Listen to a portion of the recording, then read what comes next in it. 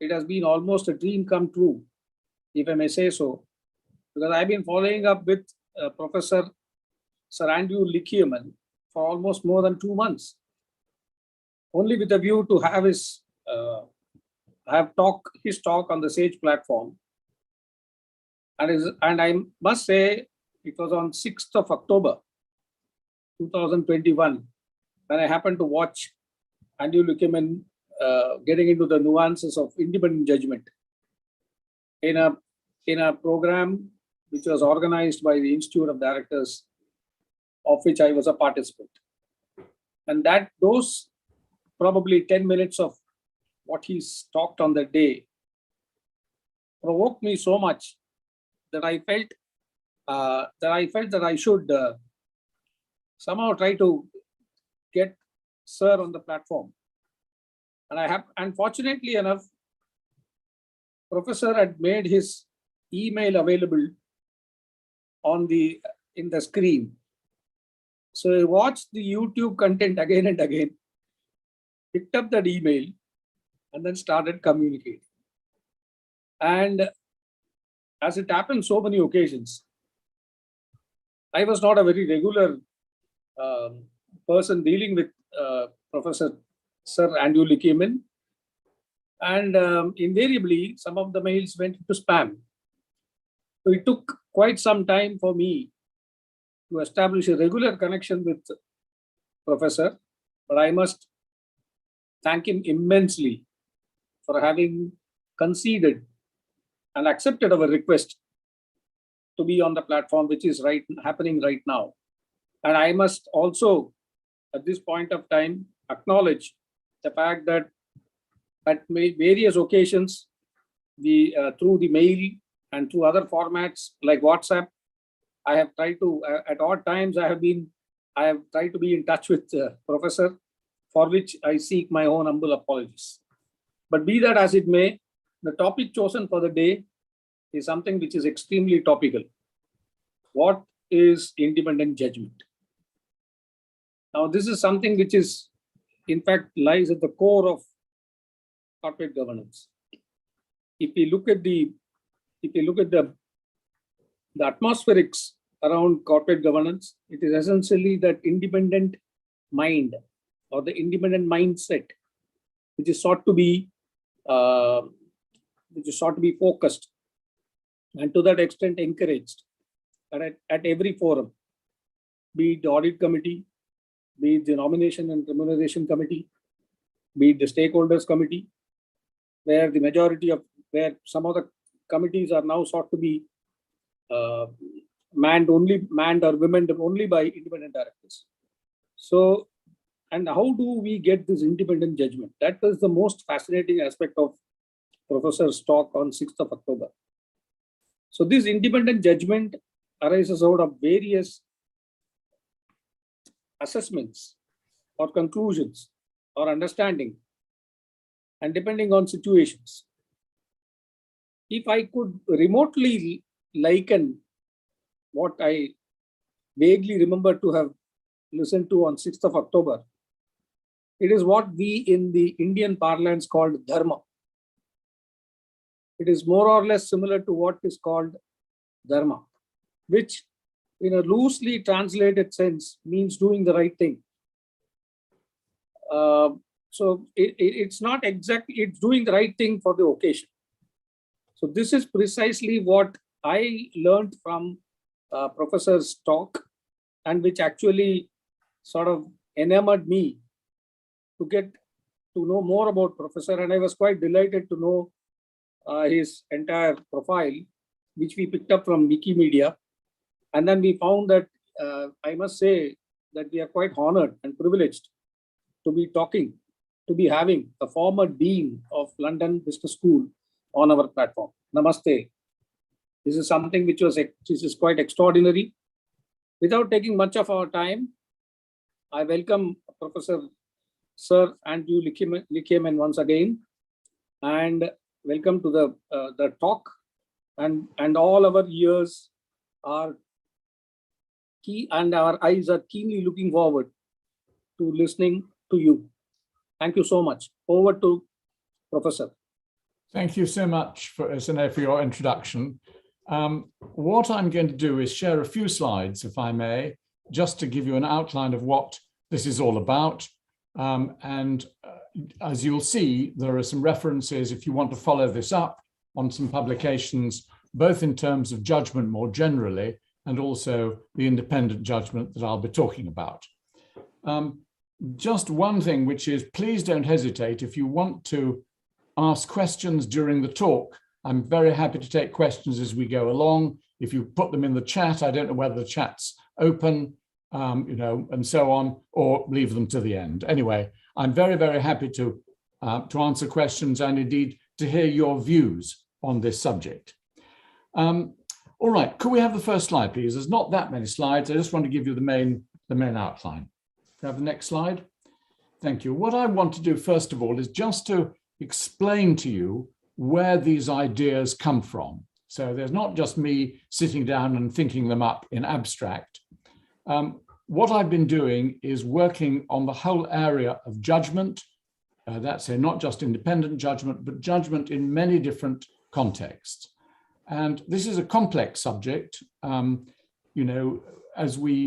sure all of us know, this is not something which is just straightforward. You just go through some kind of formula. It's not like that at all. And it's something which benefits from ideas in many different areas. And I've looked at many different literatures, all the way from philosophy to some nuclear physics. I mean, there's a lot of different elements in here. I've interviewed a lot of people in a lot of different countries, including I've made 3 or 4 visits to India in the course of my work. And I've talked to a lot of people in India to try and get their thoughts on this and to get their reactions. I've had a lot of experience myself. I've been on about 20 boards during my lifetime. I'm currently on 3 boards, but I've been on boards all the way from startups, and indeed I'm involved in a startup now, all the way to, I was on the board of the Bank of England, for example, and I've been involved in many organizations in between the two. And I've made a lot of presentations which have, again, I've benefited from, and I'm hoping, as I say, if there's your comments would be extremely welcome. As a result of this, I've developed a framework for thinking about judgment. And I'll give you the reference if you want to read more about that. Judgment in general, what is it? How do we know people have got it? Is part of what I've been writing about. And I've worked in 6 different areas, well, 5 different areas mainly, but also as helping to train people. That's to say, judgment in leadership, judgment in the professions, independent judgment on the board, judgment in relation to artificial intelligence, and judgment when you hire people and select them. So this is the background, and I've been working on this now for about 5 years. If we could have the next slide, please. So the framework, and there's the reference of where, if you want more information, I wrote a Harvard Business Review article, which came out at the beginning of last year, which explained what the basis of my framework is. And this is before we move on to independent judgment. The elements of judgment I've defined as what somebody takes in, that's to say what they see and hear and understand. And we know that people don't always do those very well. People are sometimes better or worse at doing that. The second element of judgment is your ability to find people who you can trust to tell you the truth, trust to give you the right information. We know that social media is not very trustworthy very often. It's not regulated. And we know that some individuals who we think are trustworthy turn out to be not so trustworthy, and vice versa. The third element of judgment is what you know about something. Judgment is context specific. So you don't just have good judgment or bad judgment in total. You have it in different contexts. And I simply register the fact is that there are some people's private lives, for example, demonstrate often very good judgment, and their public lives not very good judgment, and vice versa. So judgment is specific to a particular situation. And what you know about what you're dealing with now is the third element of judgment.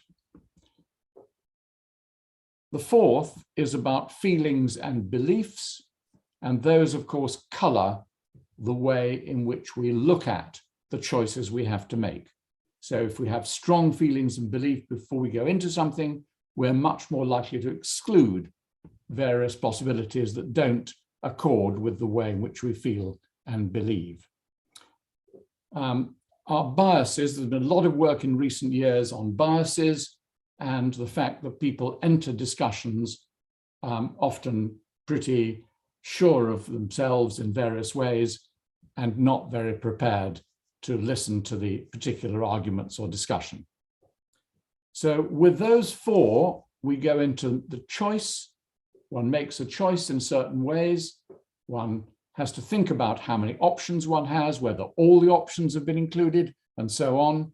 So the quality of the choice is important in judgment. And then finally, there's the question of whether something is actually feasible, because there's no use making a choice if it turns out that it's not possible to do it.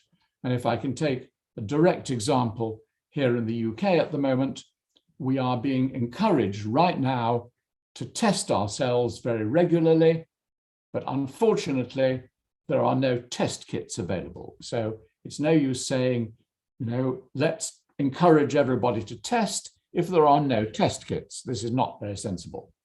So anyway, those are the 6 elements of judgment, and this is the raw material that goes into the independent judgment that I'm about to describe. So if I could have the next slide, please. This is the reason why I've chosen this area to work in. Here are 2 quotations from the 2013 Indian Companies Act. I've taken section 1663 and schedule 421. And you can see both of these refer to how the director of a company has got to exercise independent judgment. Now that's great, and you'll see in the UK we have very much the same thing. Section 173 of the UK Companies Act, again, gives it as a duty of directors to exercise independent judgment. Duty, not anything else. Now, why did I produce this work, which I'm about to describe now? It's because one is told we are required as directors to exercise this duty, but we are given no guidance as to what it is. I think I'm right in saying there is no guidance in India. There is certainly no guidance in the United Kingdom. So what I've tried to do is to fill the gap for directors who are required to do something, but are not quite sure what it is exactly they're supposed to be doing. So that's the basis of this suggestion now I've got about what independent judgment is. So if we could move to that, the next slide, please. So I've got 12 elements and divided into 3 sections. The first one is the raw material of exercising independent judgment. And so the first one I've given there is about the attention you give to the written material and to what is said in the meeting. Now, the people on this call may be much better than me, but I confess I am not always giving completely full attention to everything that's going on. Those of us who have gone through board meetings which have lasted for 6 or 7 hours know that by the time they're coming to the end, one's attention is not nearly as good as it was in the first hour. So nevertheless, one is required to do that. So that's the element of giving attention.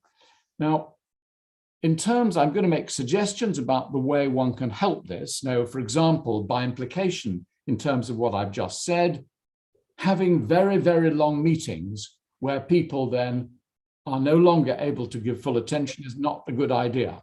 Even I notice on Zoom calls, often, there aren't sufficient breaks for people to, to go away, refresh themselves, have a cup of tea, whatever it is, before they come back into the meeting. And indeed, when I'm lecturing on Zoom, I make it my matter of principle to have frequent breaks to make sure people can continue to pay attention.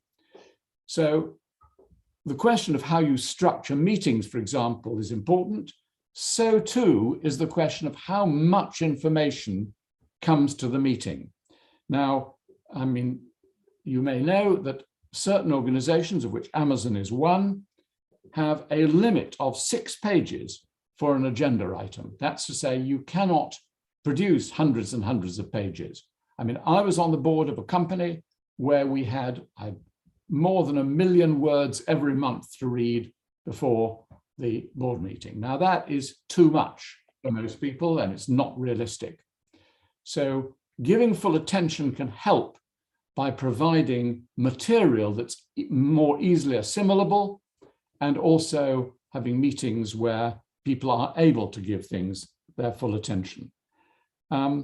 So independent judgment here is also about, if you've got too much material, making sure you understand what is the key element in the material you're supposed to be looking at.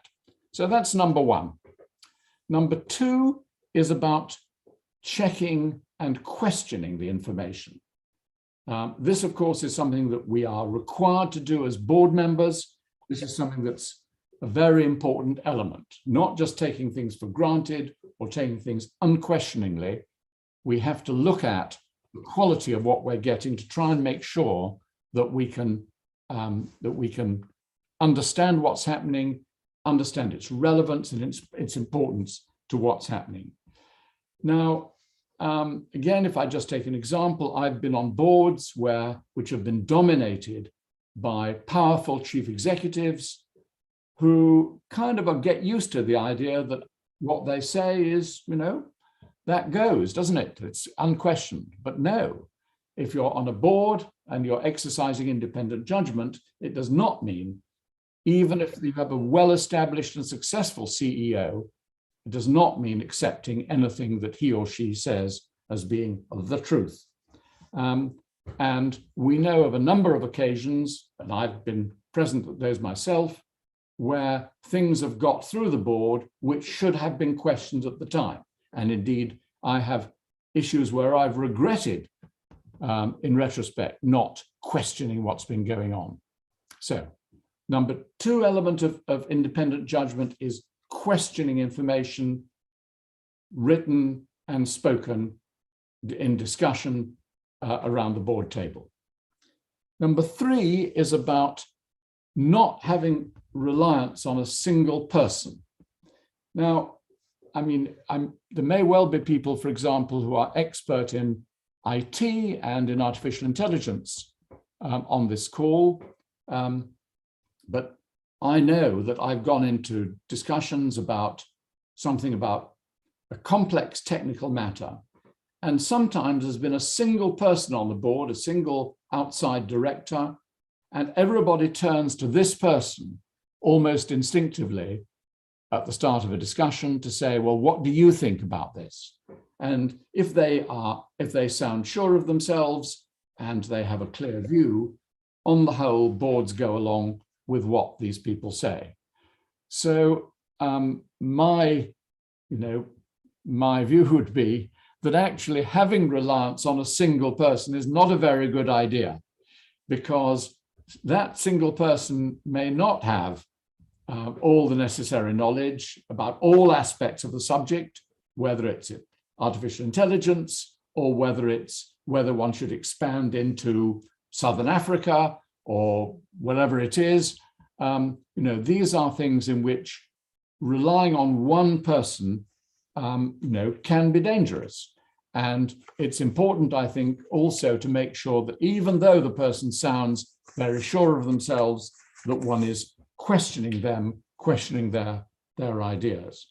And for example, one of the ways one can do that, many of us, feel, not perhaps very comfortable about going into a discussion around the board table about a highly technical matter.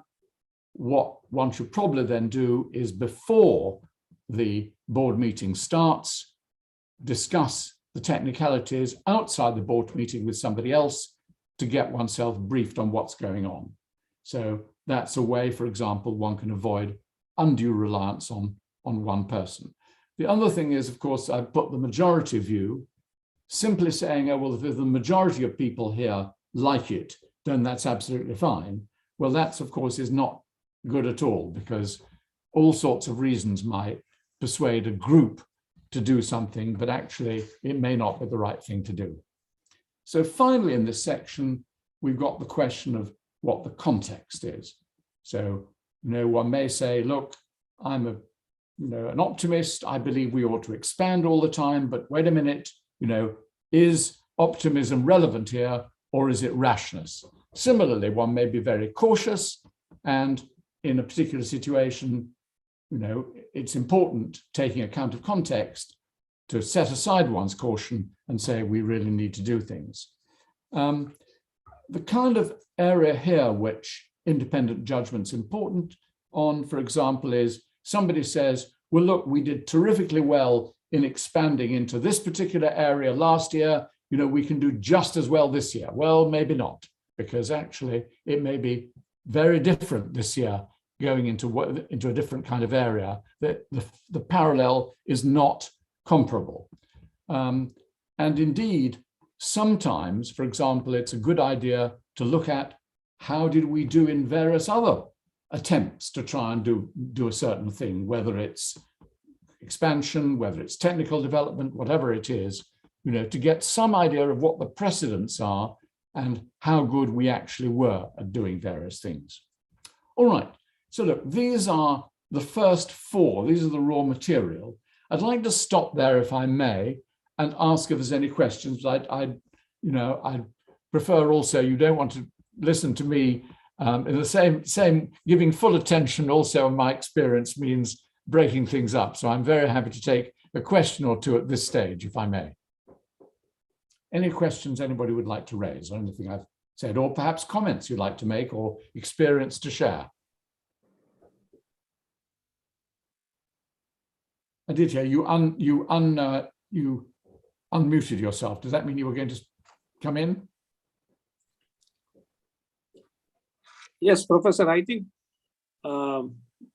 it's very interesting. I think we can continue. Yes. If I may add. Okay. And then probably look for the questions at the end of the talk. Okay, fine. I just don't want to, as I say, I'm aware that people's attention span, especially over electronic medium, is not always 100%. So, but I must say it was in keeping with your principle of taking breaks in between. Exactly. Okay. All right. Fine. Anyway, as I said, if anybody wants to come in, don't hesitate. In that case, can we go on to the next slide, which is about the numbers 5 to 8, which is about our attitudes and feelings when, as far as independent judgment's concerned. So number 5 here is about an informed view. Now, I've mentioned here the question of the appropriate method of challenge. And this is, I put appropriate method of challenge because, again, we all know on boards that some people can get very aggressive and some people are not perhaps aggressive enough. They're not challenging enough. One has to find the right way of developing one's informed view by asking questions in a way that actually enables one to understand more about the subject. And that's something that I've found on boards is quite a difficult thing to do often, because if you ask questions, sometimes people feel they're too aggressive or they're brushed aside, whatever it is.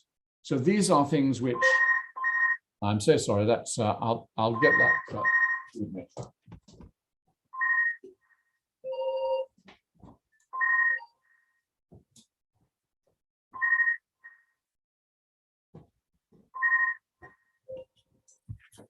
I'm so sorry. I can't stop this call. It's infuriating. We'll stop in a moment. Okay. So the question of the appropriate method of challenge comes in here. And what I'm suggesting is that if one can find that appropriate method of challenge, that's a way in which one's exercising one's independent judgment. I will now disable this phone.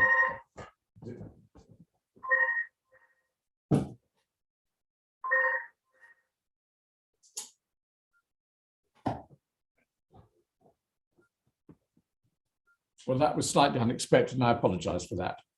The sixth one is about, well, just in terms of what the informed view is, let me just give you one example, which is the method by which directors are inducted into their board positions.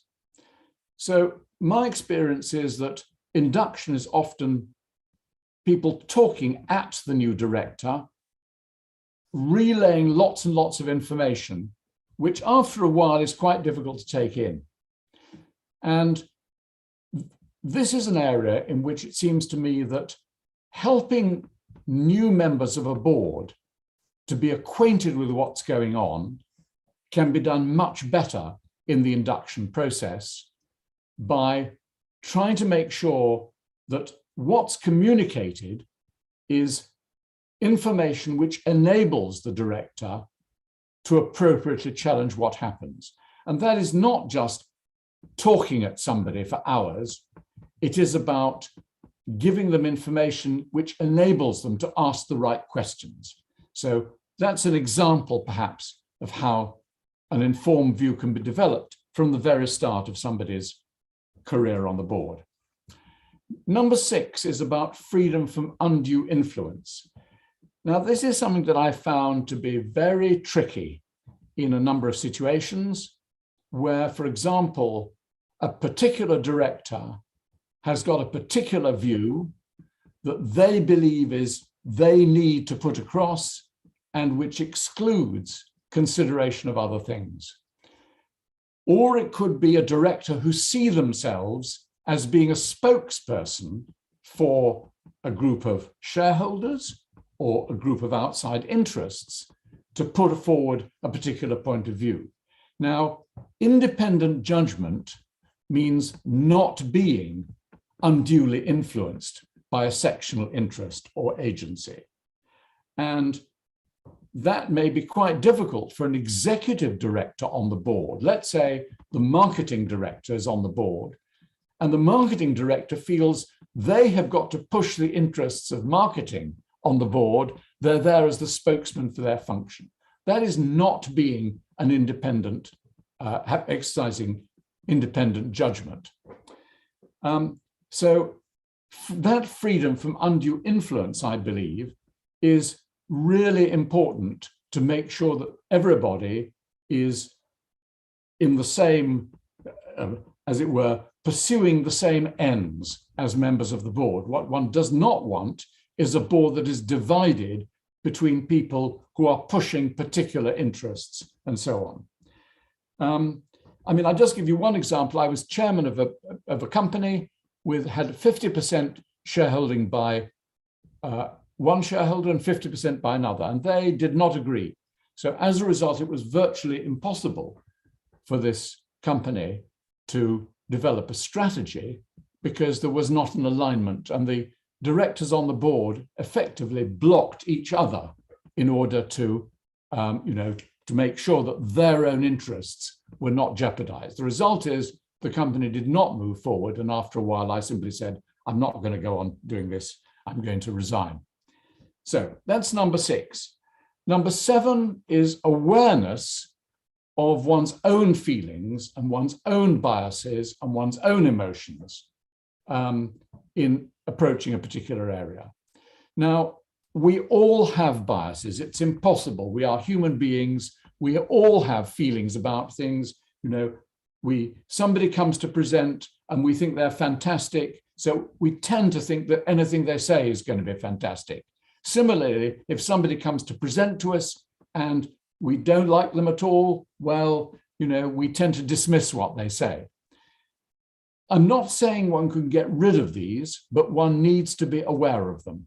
And in some organizations, people are encouraged and do declare their feelings about things. They say, look, I'm not generally in favor of expansion, so you know, therefore, that I'm not going to vote for this. I don't like the look of it, and so on. So that's being clear about it. So that awareness, it seems to me, again, is an important element of independent judgment. Number 8 is about risk. Risk, we know, is critical in any organization, and understanding of risk is very important indeed. Now, when we talk about absolutes, often on boards, what people say, I'll answer the question about the families in a moment. Thank you very much for that. So we know that in terms of a particular policy, everything carries risk with it.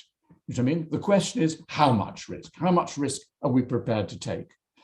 And having that as something which is on the board agenda, and where one's trying to say, what is my approach to this particular decision or choice, bearing in mind risk, because very few things are independent of risk. One may say it may look as if one has no risks. Well, one may not have identified the risks, for example. Similarly, having thought about the risks, you may then say, right, well, we now understand the risks. We shall definitely go ahead with this. We don't think the risks are, outweigh the problems here. So understanding that, it seems to me, is a very important element of the independent judgment element. And if I just take one example here, often risk registers are compiled at the beginning of the year, but then nobody refers to them after that. And I mean, having the risk register available and understanding what the big risks are, and not fetishizing risk, not simply saying, everything is a risk, we can't do anything. That, of course, nothing can happen in an organization. So I think one also has to understand that risk is not just downside, it's also upside. The upside of risk is that one takes a risk and gets a big reward as a result. Now, I got a question about family businesses. And thank you for that, because I know in India, family businesses are a very, very important element in the economy. Well, look, I think the answer is that if you have a family in control, so ownership and control are the same people, that, of course, sets aside one of the difficulties which arises when you've got a separation of ownership and control in listed companies. In listed companies, we know these kinds of things, and the Companies Act, is a great deal about the protection of different interests in this way. So in principle, there should be less of an issue with independence if ownership and control are in the same hands. But having said that, if you want a board to operate effectively as a board, as opposed to those who have got shares in the company, then independent judgment remains just as relevant for a family business as it does for a listed company, which is not dominated by a family. That's to say, if you want decision-making to include independent judgment, then I would say that these 12 elements that I'm going through now are just as relevant for a family company as they are for a listed company where ownership and control are separated. Now, it may be you decide as a family, you don't want independent judgment. You want judgment that is definitely not independent, because let's say hypothetically you do things that are not for the economic well-being of the firm, but the economic well-being of the family, which may not be the same thing. Well, in that case, you're not exercising independent judgment there. What you're doing is you're saying the family interests, as we have seen them, are more interesting, are more relevant than what we, what we see as being independent judgment. Very happy to come, if you'd like to come back on that particular issue. Okay, can I now move on to the next slide, please? Thank you very much. Oh, sorry, can I just say, I just looked at the full question on chat before I do that. Almost every listed company is a family in control. Yes, you're right, because I know about the importance of this as well, but again, I wouldn't change my answer. But in terms of easier to resist their powerful influence, if a family in control is determined that the family interests are going to predominate, then that is extremely difficult, as it were, for those who are a minority to overturn. But again, it comes back to the question of the choice. If a company is seen to be economically driven, as opposed to driven by the interests of the family, then you could argue it is more likely as a listed company to have a higher premium on the stock market. So again, that may be a choice, and the family may decide they don't necessarily want a higher premium on the stock market. They'd rather keep their element of control. Right, now we come on to the last four elements here, which is about the choice one makes. And here the elements are, what is the environment in which something is discussed? I mean, the question so far has looked at the influence of a family. So non-family members may be very cautious about contradicting the family. And that, of course, means that they are then not exercising independent judgment. They're deciding not to exercise independent judgment. Politically, that may be a sensible thing to do. But all I'm saying is, if you want an organization which has independent judgment, then dissent with the family is a part of that. If I can give you an example, the quotation, which some of you may have heard, of the founder of General Motors in the United States, Alfred P. Sloan, and I quote here, which I took from a book about him. He said, finding that everyone in the room agreed to a course of action, he said, if we're all in agreement on the decision, then I propose we postpone further discussion of this matter until our next meeting to give ourselves time to develop disagreement and perhaps gain some understanding of what the decision is all about. Now, that is actually a very wise idea, which is, if nobody is against something, are we absolutely sure we've thought about what the issues are? Now, of course, you can't do that every time, otherwise no progress would ever been made. And a decision may be so obvious, you really don't want to worry about, having a deep discussion about it. But it's a very good idea if a subject comes up and nobody has anything to say against it, perhaps just to say, is there anything we've missed out here? Is there anything we haven't understood, to give ourselves the idea of a dialogue about this particular issue? So I would say, I think diverse views are important, and the consultancy McKinsey is famous for having what they called an obligation to dissent. In other words, if you don't like something, then you are obliged to say so and encouraged, and your career is enhanced by dissenting rather than just keeping quiet. The question here, and so Amy Edmondson is an academic in the United States who has done some very interesting work on the notion of safe space. Where is it that people feel comfortable about disagreeing?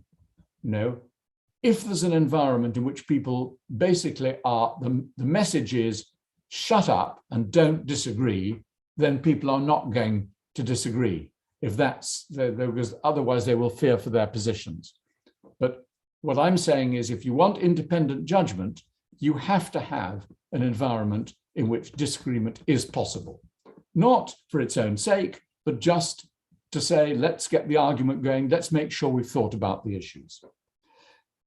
Number 10 is about the way options have been framed.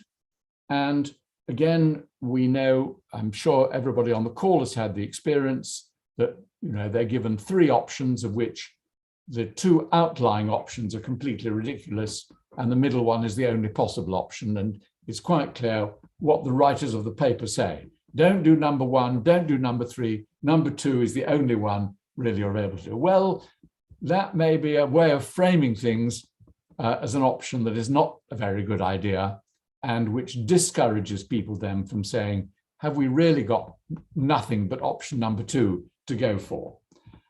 There's also the question of things that have not got onto the agenda. So, for example, we've got a possibility that something has been eliminated because the management has said, well, we don't want this to be discussed, so we just won't bring it up.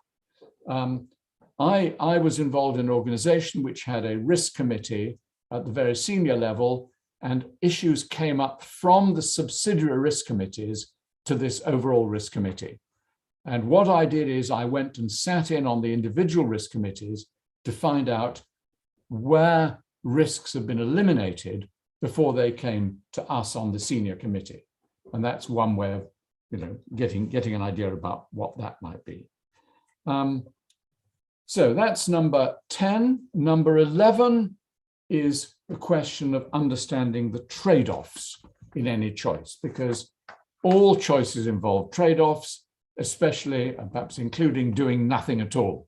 Doing nothing also involves a trade-off, So it's not to say this is the only thing one can do. One may do nothing, and indeed nothing is sometimes the choice which is made.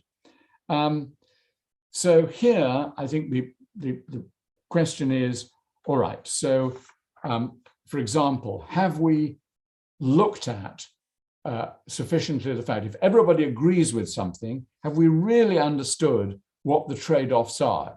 Everybody's so busy agreeing that we haven't said, oh yes, I know, but if we do this, then won't something else happen? Because the focus is on doing something. So, that's also a question of using colleagues to say, have we understood what the possible trade-offs are? And certainly for non-executive directors, in my experience, questioning executive directors that they've understood what the implications of a particular choice is. So I don't think it's a question of saying, well, everything's utterly straightforward. It rarely is. And I think thinking about that is important. One last one there, number 12, is the question of consultation. Now, I just give you an example. I've been the chair of the Remuneration Committee, and we agreed on a certain course of action, but we also knew that before we went ahead with this, we would need to consult with major shareholders to make sure that this was something that would not give rise to problems with them. So understanding who needs to be consulted is an important part, it seems to me, of independent judgment. It may be, for example, you might decide to change the measures of performance. You know what I mean? Again, that's something which you might want to consult people to make sure that's all right. Consult with the management to make sure that if that's what they're focusing on, they can actually do that, and they can move from the existing performance measures to new ones. And if one's got remuneration, that the shareholders are prepared to accept particular kind of new remuneration arrangements with the kind of issues there. So that's number 12.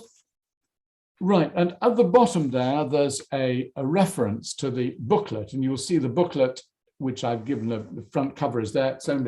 It's 17 pages long. This is something which I published with a Chartered Governance Institute in the United Kingdom, and which is available online. It does not charge for that, so you can look at more examples. I've given 3 examples of each of these 12 by talking to a lot of people with a lot of experience on board. So that's a reference point, and there's my email if anybody would like to be in touch with particular examples or concerns. I've got a question here about managements bring in items which are mandatory or which in their interests. How to make managements bring in items which are neither mandatory not of particular interest to management, but important for other stakeholders. Can I just ask here, items which are mandatory, could you just say a little bit about what you mean by that? Do you mean by that things where there's no option? In other words, the law says we've got to do something, so we have no option, we're going to do it. If you could kindly just, Mr. Viswanathan, if you could kindly just let me know about that, I'd be grateful. Regulatory, yes, okay, thank you. Okay, so the answer is, if the regulator says that's what you've got to do, I think one can question, is this the right interpretation of what the regulator wants? Is everybody else doing it? And so on. I mean, this is something close to my heart because at the moment I'm involved with a startup in the financial sector, which is highly regulated. And so we are discussing things with the regulator all the time. And we have to interpret what the regulator says. So me exercising my independent judgment sometimes involves me saying, all right, so you say the regulator says we've got to do this and this. Has the regulator defined exactly what this means? Is there an industry practice which has grown up over this and so on? So, I mean, I do ask questions about the regulatory environment as well. You know what I mean? So I wouldn't exclude things of this kind. Okay, can we move on to the next slide, please, which is just the last one. Oh, I haven't given the last one. No, oh, okay. I thought I'd got a last one. Sorry, well, in that case, I'll just speak to what I was going to say. What I was going to say is that the question then is, all right, so where can one do this? Where can one improve one's independent judgment? And I think there are 4 areas.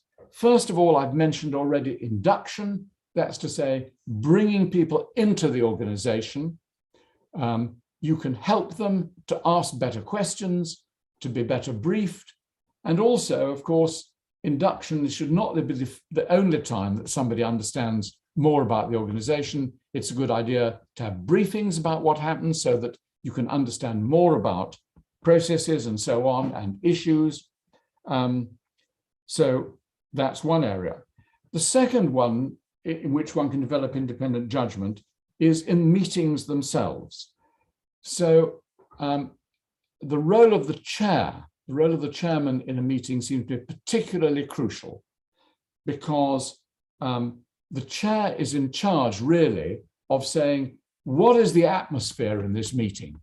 Are people encouraged to ask questions, to think more about things, to be able to offer possible alternatives, or does the chair shut down discussion immediately?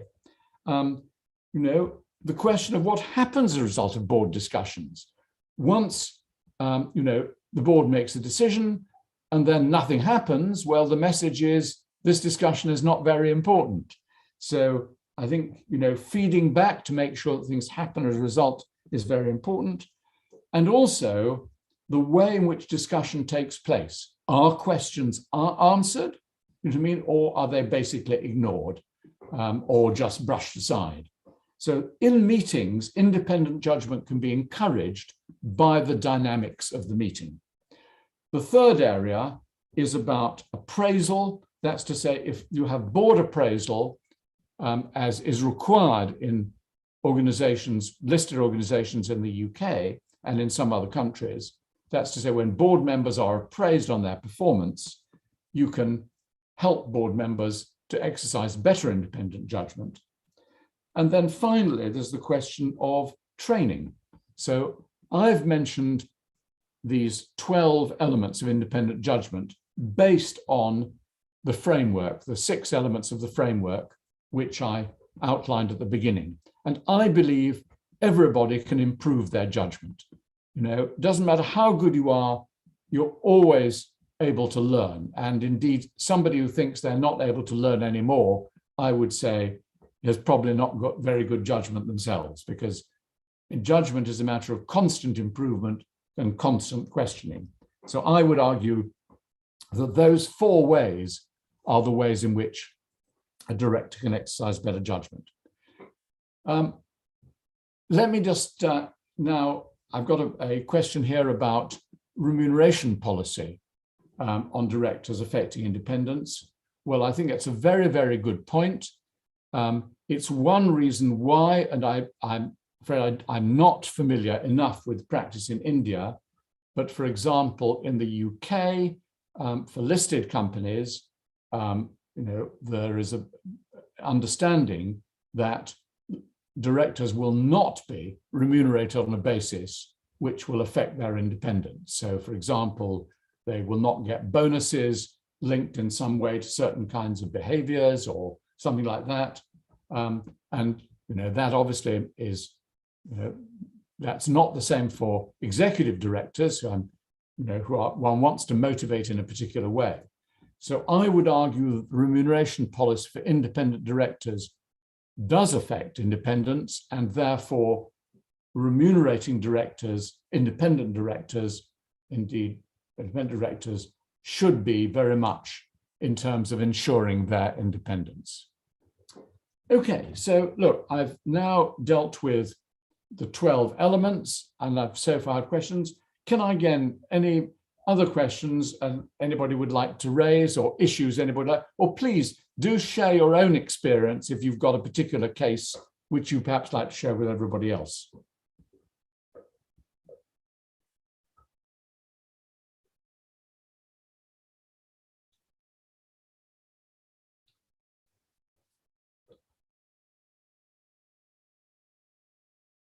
I'm sure we must have some. I'm sure we must have some. Because I'm sure the kinds of issues which I've raised, I mean, they're so universal, this issue of how does one be effective as a member of a group. It doesn't even have to be a board. I mean, what I've done is I've talked to people, for example, in not-for-profit organizations, and very much the same thing applies there. And I'm probably going to produce something similar and specific for not-for-profit organizations as well, because I think that's, again, an area in which people often struggle with the question of how they're going to be good independent directors, or exercise independent judgment. Nothing coming in? Oh, okay, thank you for further contribution. The background papers and the time for reading. Okay, so let me make some suggestions on this. I'm always very worried about when directors are overwhelmed by papers and by preparation and so on. Similarly, there can be far too little information available for directors, and they simply don't have the means to ask the questions.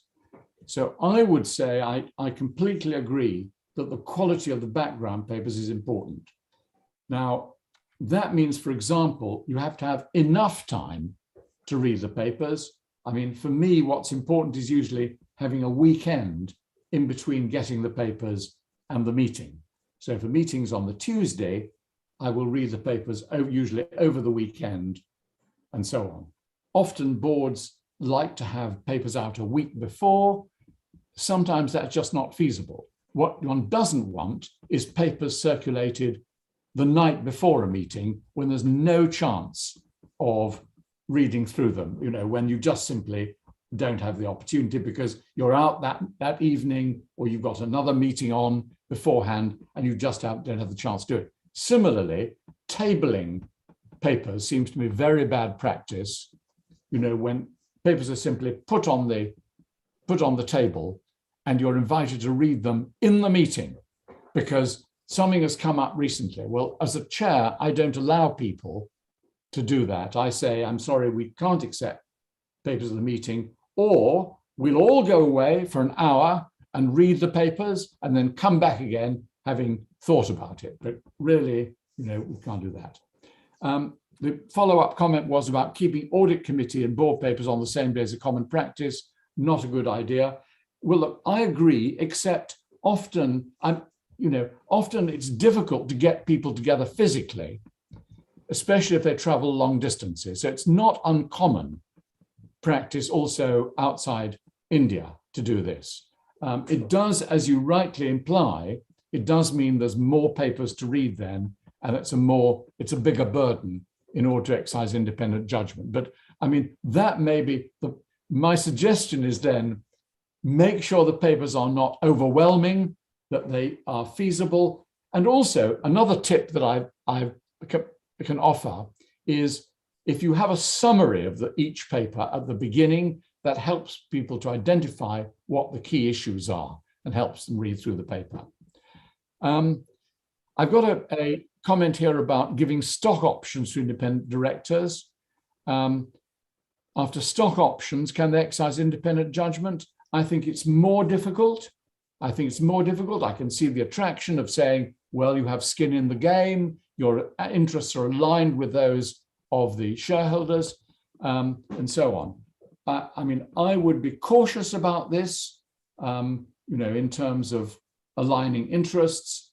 So, I mean, it could be that you trade off independent judgment against greater alignment with the shareholders. I was asked a question here about ideal board composition. Should independent directors be in a majority? Yes, I do believe they should be. And in the UK, it's a requirement that that should be so. I mean, my experience of the biggest boards I've been on, and I've been on some very big boards, is that the only executives on the board are the chief executive and the chief financial officer, those two people, and then the rest are independent, or rather non-executive directors. So I think that it is, on the whole, it would be regarded as better practice to have independent directors in a majority. But remember, I'm differentiating between independent directors and independent judgment. I mean, it's the responsibility also of executive directors under the Companies Act to exercise independent judgment. Now, that may be unrealistic, I realize that, but that is what the law says. So it's not assumed in a unitary board, that's to say, everybody is responsible together, but people have to exercise independent judgment. Of course, it's unreasonable to ask people to vote against their own interests, but I mean, as long as everybody is clear about why they're voting, that they are voting against something, because they feel their particular interests overwhelm the interests of independent judgment, that's fine. But I mean, that has to be clear also at the board meeting. So yes, I believe that's to be so. By the way, sometimes I'm asked the question of what's an ideal size for a board. My view is there is no ideal size for a board. It depends very much on the organization. If you've got an organization which has an audit committee and a nomination committee and a risk committee and so on, then of course you're going to have more than a few directors because you'll need to staff these committees. If they're going to have more than one person on, and everybody is not serving on every committee, you're probably going to have at least 7 or 8. And in a larger organization, there's perhaps an argument for more than that. I mean, but if you don't have a lot of, if you don't have a lot of committees, then you may not need to have such a large number of people. And indeed, there's an argument for keeping the number small. I think we've reached 11:29, and I'm conscious of everybody's time. So if I can wrap up there and hand back to SNA, if I can. Thank you so much, Professor. To me, it was a recap on what happened on 6th of October. It's the same sort of vibrancy which you have brought to the discussion. All your inputs were extremely poignant, relevant, and for the occasion, and very much in keeping with the topic chosen for the day, which is independent judgment. And I must also thank you for your responses to the queries which came, by the way. And it speaks of your enormous exposure and wide experience in matters involving boards and governance, that you could so felicitously answer most of the questions with aplomb and grace. Thank you so much for this session. And probably if things work out well, we may continue this association for many more things to come. If I look forward to sincerely, and I'm sure that you will also appreciate my approach to you as and when we make it. It does occur to me that yes, we should have a talk once in a while from Professor Sir Andrew Likierman. Thank you so much. Thank you very much for having me.